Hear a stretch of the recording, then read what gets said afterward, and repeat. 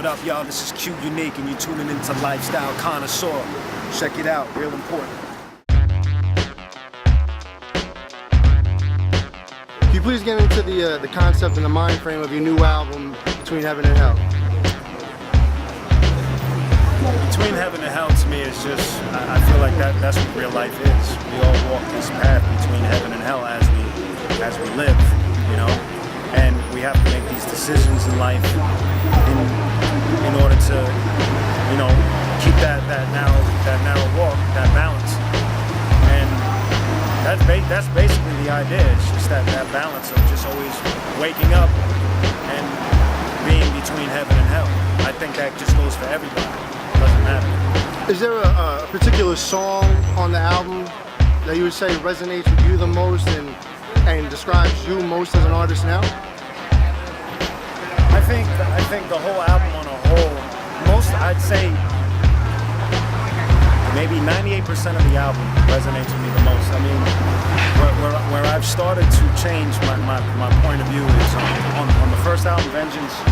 There's a few songs where I wild out and I do all of that wild punchline shit, and, you know, try to say the wildest shit that I could come up with. And as I got older, I don't know, it just doesn't appeal to me anymore. I don't find that interesting. Me personally, I don't think it's necessary to continually keep on telling people I'm crazy or I'm nice and I'm ill and I'm blah. I just felt like sharing my experiences or the way I think was more beneficial to share with people. And off of Vengeance, the songs that people like the most, like Father's Day, like The Setup, like One Shot, those were the personal ones. So I just really went with that because, you know, I saw people gravitated to those songs more. So this album has more of that. All right. So you have a few mixtapes that are released between albums, and you have two officially released albums. Yes. So would you even consider this your sophomore release? I mean, because it is technically an album, but you do have a few mixtapes of original material. You know what? I feel you because I hate the whole mixtape thing. That's basically what stopped me after I did Street Supreme. You know, I released the other two, which is called Collabo, but what it is, all collabos are, it's just a collection of all of these collaborations I did throughout time. And I just, me personally, I don't like the whole, I feel like the mixtape thing is so demeaning to the culture now, because anybody could do it, and it's done so cheap, it's so cheaply made, and you're right, you know, in a way I can't really consider this a sophomore. And then if you include the Arsonists work, I mean, that's all me too. You know, I produced most of that stuff and spit on most of it. So it's like, I don't know.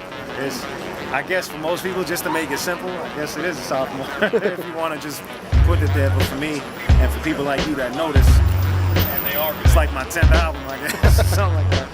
So is there a different mentality going into making an album versus making one of your mixtapes or anything along those lines that you put out? I think with